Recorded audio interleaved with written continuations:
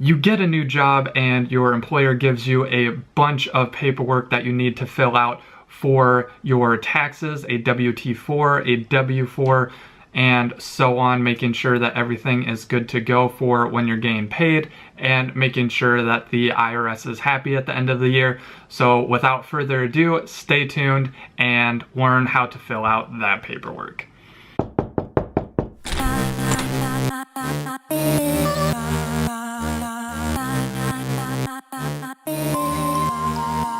How's it going, everyone? I am Mr. Selector, a high school physics teacher, giving you financial advice. I post new videos every Friday, so keep an eye out for those. This is being once again posted on Thursday. I have plans this weekend and won't be able to post tomorrow.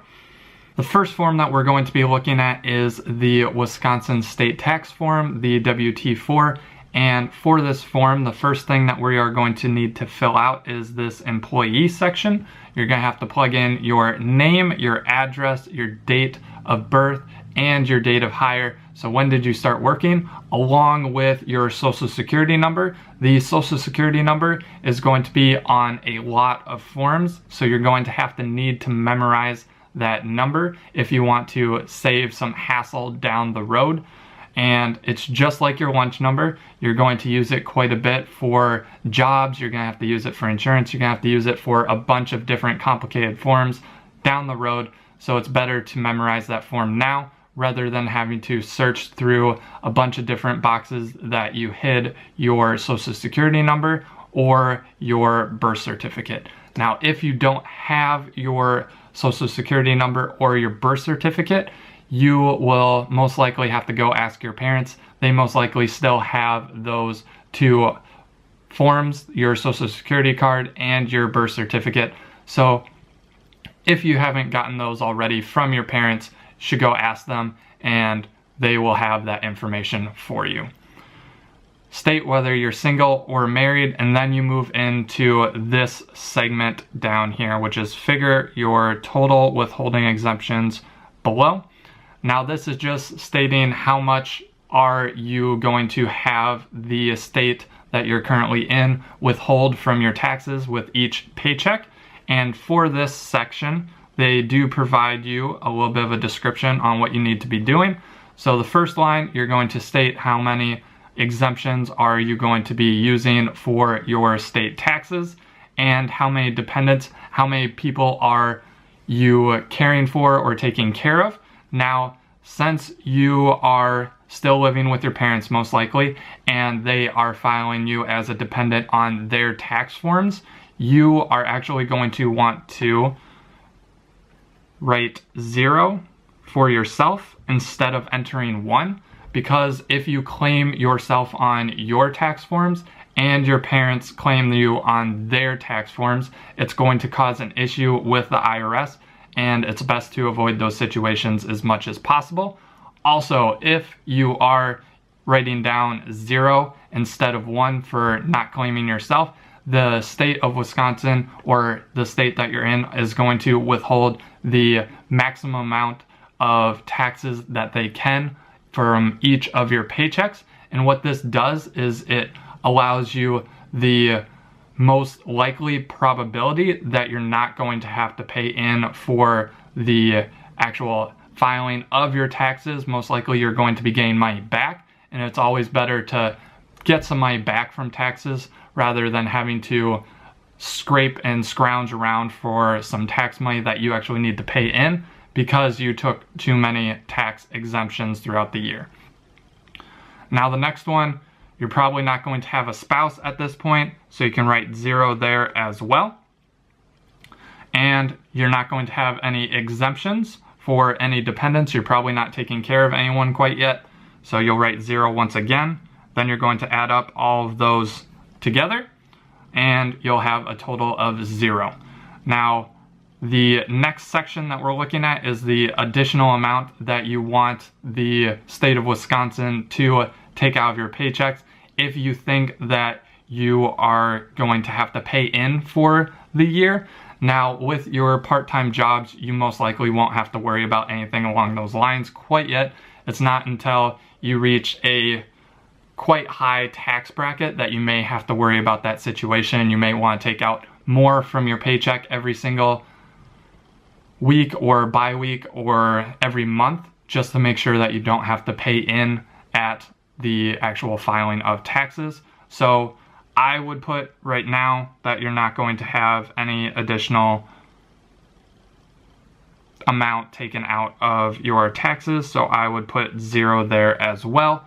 Now, for this, you are going to then look at number 3. Number 3 is just going to be that you are exempt from any withholdings. Now, you shouldn't be exempt from any withholdings quite yet, but if you are, read that section for line 3 right here. See if that applies to you, and then you can write exempt.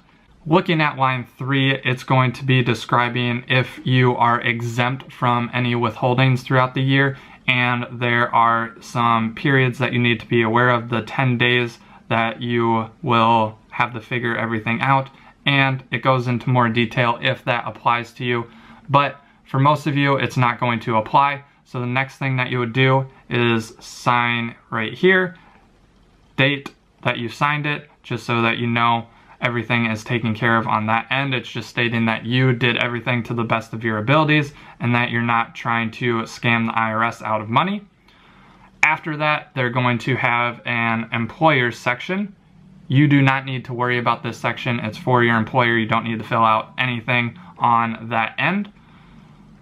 The next one that you have is going to be your W-4. Now, you got through your state tax form. Now you need to also do a federal tax form, which is what the W-4 is for.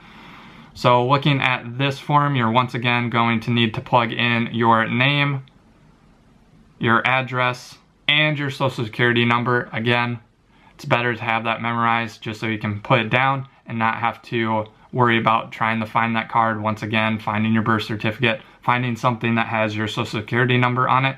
It's just better to have that memorized. State whether you're single or married. Then, once again, we're going to be doing total number of allowances you are going to be claiming. This is just like what we were dealing with up with the Wisconsin state. We were not going to really claim anything. We weren't claiming ourselves, we weren't claiming a spouse, we weren't claiming a dependent.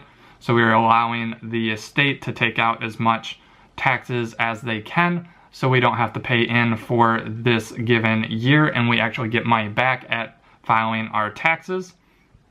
So for this, total number of allowances we're going to be claiming from the applicable worksheet on the following pages. So again, we're going to write 0 here because we want the United States to take out as much from our paychecks as possible so we don't have to pay in at tax time. And once again, any additional amount that we want taken out, don't want any additional. If you're choosing to not claim yourself, typically, once again, you won't have to provide additional pay into the federal or state taxes unless you do end up hitting a high tier tax bracket. And then once again, it'll ask if you are exempt from paying your taxes. At this point, you probably aren't exempt for any medical reasons or anything along those lines, so you won't have to put anything there. Then you will sign and date the form once again, and you have lines 8 through 10 that are going to be for your employer, so you don't need to fill out anything right here.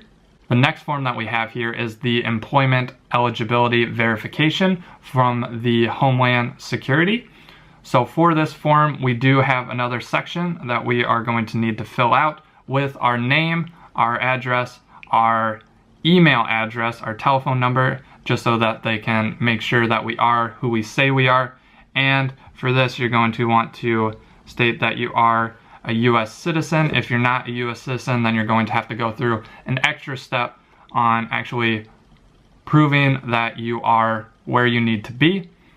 And you will have some extra cards that should clear up any additional information that you need to plug in for 2 through 4.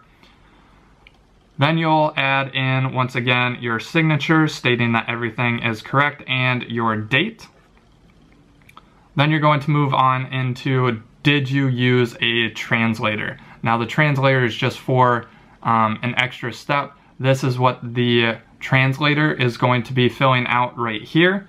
If you did end up using a translator, just so that they can look back and you filled out the information in the forms the best that you could with the information that the translator was using. That's why the translator is going to be filling out that portion right there, just so that you show that you did everything to the best of your ability. Then, if you didn't use a translator, you would mark that. Next thing you have here is going to be for your employer, so you're not going to have to fill out anything on these sections, but you will have list A, B, and C. Now this is typically followed by another form, which we find down here, and it's going to show what you can provide to your employer to make sure that you are a US citizen or you do have the right to work for that company. Now, you can show your passport, you can show your driver's license, you can show your social security number, you can show your certificate of birth.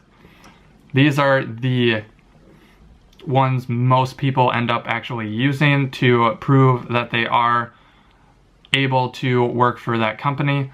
The passport, if you have one and if you've traveled abroad, you only have to bring in one form. If you show anything in list A, you're good to go. If you don't have anything from list A, like your passport, you have to provide two things, two verification points, rather than just one. So you'd have to include something from list B and something from list C. You don't just get to choose two from B or two from C, you have to do one from both.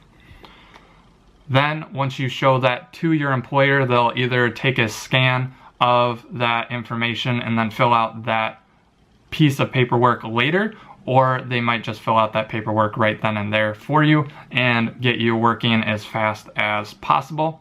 I hope you found this information helpful as you are applying for jobs and getting jobs in the future, just to avoid possible stress that you may occur or some very frustrated confusion trying to fill out this paperwork after you do end up getting that job. If you thought the video was helpful, please leave a big thumbs up, and if you have any questions or concerns, leave them down in the comments below, and make sure that you do subscribe to my channel and press the notification button if you would like to see more financial advice as you take on those difficult situations in the future. Now, as always, stay curious, everyone.